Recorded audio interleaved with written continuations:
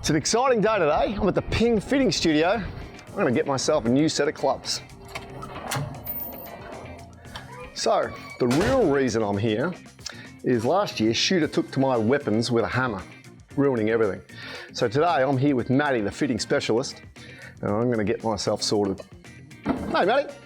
Hey Dion, how you doing? Great, long time, how are you? Yeah, well, thanks mate. Great to see you. Same to you, mate. I'm pumped about today. Yeah, welcome. Thanks for coming in. Been a long time since I've had a proper fitting. Yeah. So, I reckon 13 years to be honest. So, wow. Yeah, so bits changed and the clubs need some help because I think Shooter got to them. So, yeah, they need some help big time. Yeah, okay. So we can certainly make some changes through that. Yep. How you been playing? Not much. Yeah, so look, things have obviously changed a little bit with my life. I don't get out there very often at all, so, and the rig is not the way it used to be either. So, yeah, I reckon there's some changes in my weapons that'll need to happen anyway, but you'll see, or maybe not see. I don't know what Shooter's done to them, to be perfectly honest. So, they're not right, I know that much. He can make a mess of everything, don't worry about that. He took the trio with a hammer, so wow. There's a bit going on with them. So the few things we're certainly going to look at for you is whether or not we've got the appropriate model within that bag for the amount of golf you're playing, obviously. So there could be some discussion within that. Yeah, might need some big cavity backs these days. Yeah, get some help certainly on some of those mishits. And obviously, if Shooter's had a look at them, we've got to look at the lie angle, look at the shaft flex, look at the grip size, all those sort of things that go with. Look if there's 14 clubs in there. Yeah, well, that could be an option as well.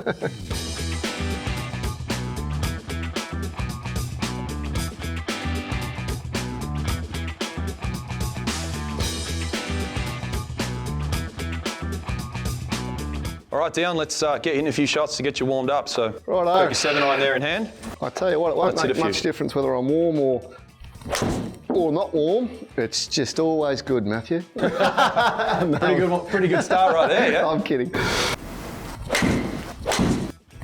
As I say, I don't know if what Shooter's done to these things, but they feel good. So I don't know if he's ruined all of them or just some, just to mess with me mind. All right, let's go ahead and hit one more and then we'll have a quick look at some data. Okay.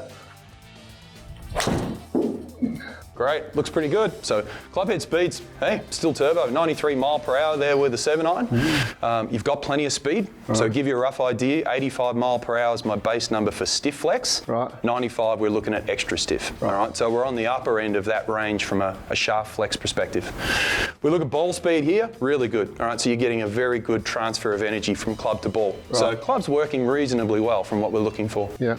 The launch angle at 18.6 degrees and the optimal is between 18.5 and 20.5 for your club head speed. So again, pretty good. In the ballpark. This is where we see the spin rate here at 7,070 cycles. We're again right in the middle of our optimal window, so you're performing really well so far. Right. The vertical land's quite steep. I like that so far. A little bit surprised. The vertical land's quite steep here at 50 degrees, so the club ball's coming down vertically, stopping fairly quickly. Yep. We are seeing some shot bend right to left of 4 metres, which is good. Yep. Carry distance here at 150 metres, 154 total, which again is a pretty good number. The dispersion area is the area of the shots we're seeing up here on the screen. Now, whilst we're seeing a 4 metre bend with a lot of your flights, the miss, as you said, is definitely slightly shortened to the right of target. All right, so we are seeing that pretty consistently. Yep. Max height here at 33 yards. We use 29 yards as PGA Tour average for all golf clubs. So it's a little bit high, but again, we'd err on the side of height. So the next part of our fitting process, we look at your height and wrist to floor, which gives us a colour code, which we can then equate back to your irons. So we're going to hit some shots off a lie board. We'll use your 7-iron as a measuring stick first because the specs are about right to where we need to be, and we'll see whether or not it's appropriate.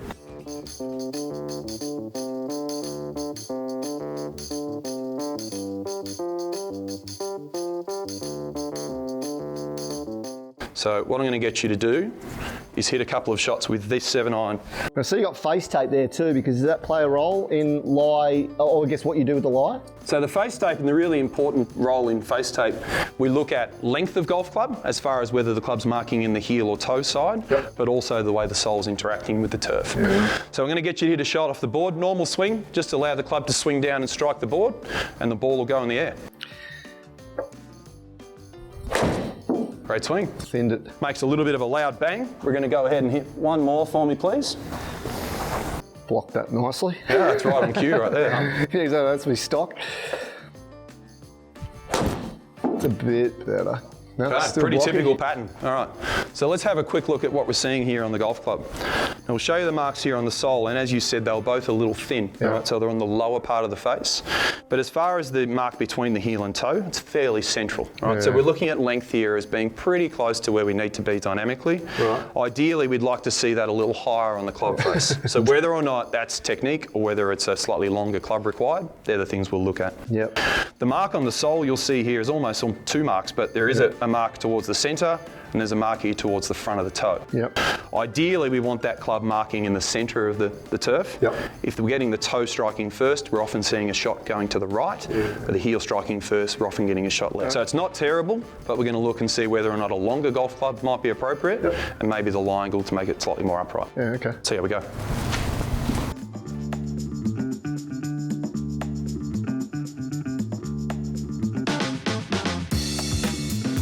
What have you done, Matthew? Dion, we're going to give you something a little bit longer in the golf club. We're sticking with the same head model and the same lie angle or colour code for starters, but we're going to see if we can't move that strike a little higher up on the face by giving it a little longer golf club. Do you go up in quarters or halves? Or?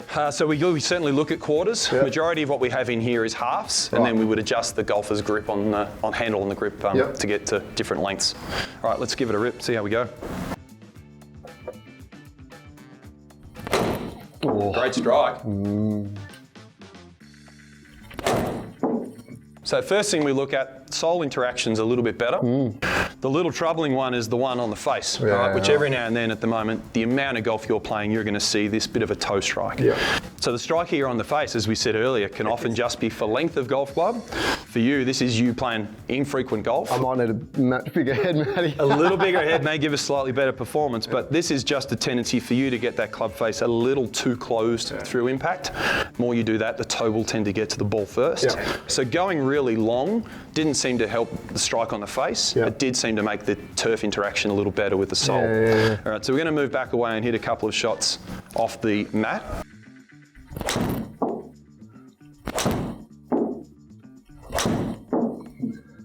Good swing. All right, have a rest there. We'll have a quick look up at the screen on the wall again and just have a check of that data that we've been capturing.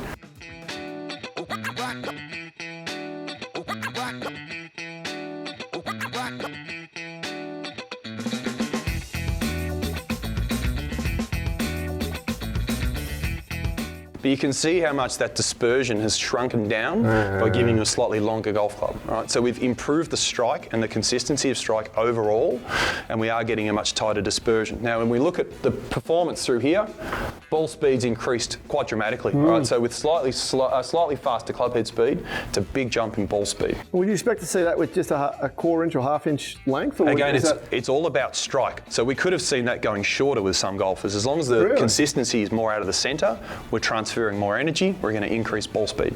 Now, it was a smaller sample size with this club, but we did shrink the dispersion area by almost 80%. So it's a much smaller area.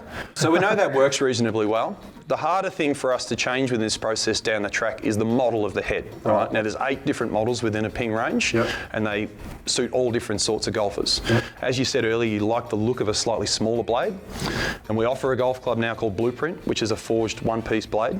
We're going to try that in the same specs, see what sort of performance we get out of it, whether there's some improvement. See if I hit it 15 metres shorter. Yeah, hey, but you'll look cool doing it, so that's what we want to look at. All of that looks. Okay, let me grab that club for you. Okay, so the Blueprint iron's a little bit shorter heel to toe.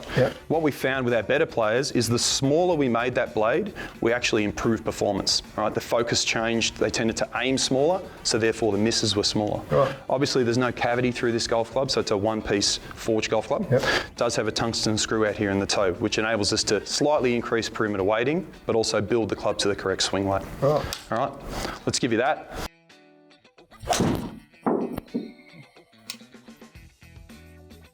That's one part that already, I don't know, you tell me, but this feels like I've got way more control over the head. And obviously because I feel like I'm hitting it dodgy, it feels good because I can feel like I can manipulate it more rather than having to work it hard. Yeah, great. Well, that's what we want.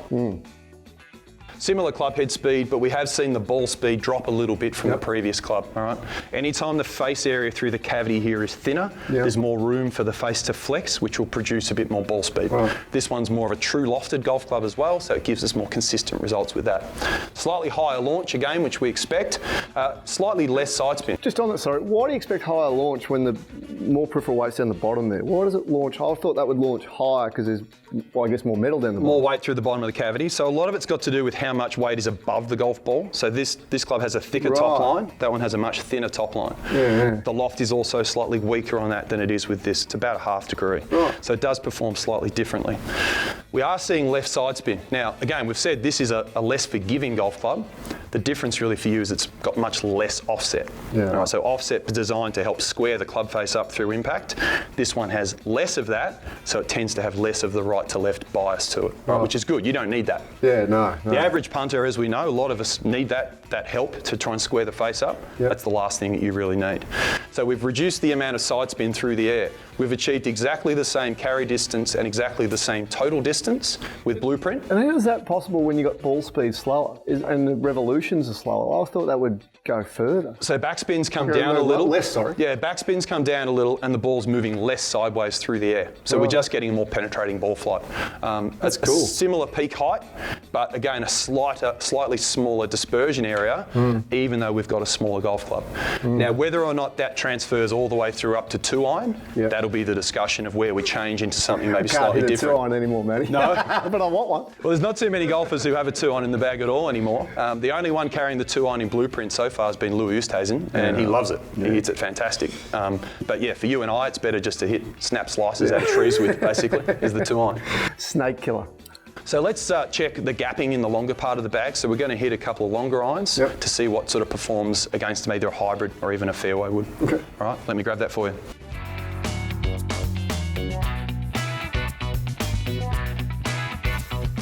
All right, so we're going to hit a 3-iron. So the idea here really is to work out whether or not we'd stop the irons at either a 3 or a 4-iron, move into maybe a 5 wood, depends on where you're playing, what you're going to use it for. So go ahead and grab that for me, please. And we'll get you to hop back in.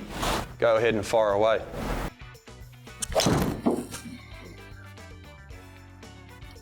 That's better. Good swing.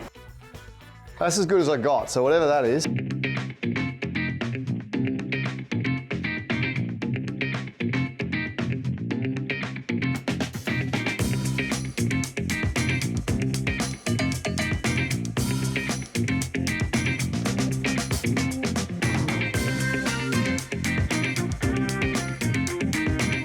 Would a 3-iron be off a tee for you, or is it more out of the fairway? Well, like honestly, I love having a full, I guess, range of clubs right down to 2-iron.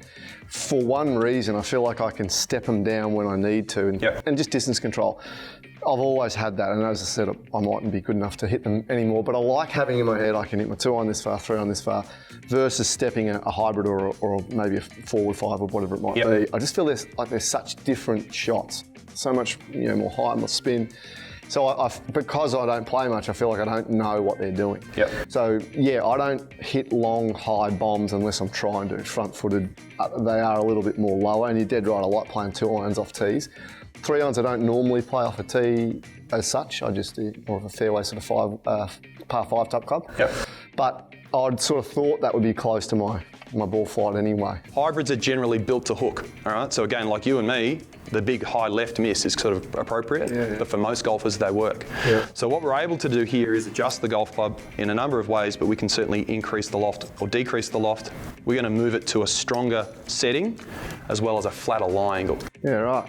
And loft-wise, what are we talking now with that? So this is now 17 degrees of loft. So it's a 2-iron loft, slightly stronger. Versus the same as the, Very similar. What we expect out of this is a slightly higher launch with the lower centre of gravity in the head and a little bit more ball speed through the design with miraging steel. So let's hit a couple and see what we think. Oh, wow. Pipe that. That's a cracker. I actually don't need to hit any more. All right. All right, so well, the point is, I can't hit it any better, and that's about perfect, I would have said. So let's have a quick look at the differences. As I say, so clubhead speed and ball speed have certainly increased. We lifted the launch by a degree, and you'll see here the carry distance has gone up 32 metres over where the 2-iron was. We're now on that nice optimal lower end of our optimal ball flight. That's amazing. 32 metres of carry, yet it's the same static loft. Yep, so lower centre of gravity in the head, and more flexion out of the face, designed for a hybrid. The total distance has increased only 11 metres, but we're seeing a 33 metre difference in carry. Because I wouldn't like to see that, peel out to 250 or more because you want to stop it. So exactly right. Yeah, that's pretty cool. The other benefit of it in being able to flatten the lie angle is we can manipulate that ball flight for you that tends to be a left miss, same as me. We can actually make that a little bit more neutral, which gives you more confidence when you hit it, when you stand over it on the tee. We can increase or decrease the loft here to maybe fine tune that if it is going too far. In terms of carry. Yeah, we can soften that off by a degree or a degree and a half, which would take about 7 to 12 metres off total distance. Okay, so then I could make it bell curve from my 3-iron. Yeah, exactly right. So as you were worried about earlier in gapping in hybrids into irons, that actually gives us a really good opportunity to give you optimal distance, but also optimal gapping. You're making me like it, Matt. All right, so looks fantastic. All right, we can go ahead and try the longer stuff, but that's a really big gain for you in improving iron consistency and also maybe dropping out that 2-iron idea. You might not feel as tough, but it might be time for you to actually look at a hybrid that's going to give you better results. Wow, I mean, that's phenomenal. Yeah, okay. All right, beautiful. I can't wait to get my hands on these. Fantastic. But just not shooter.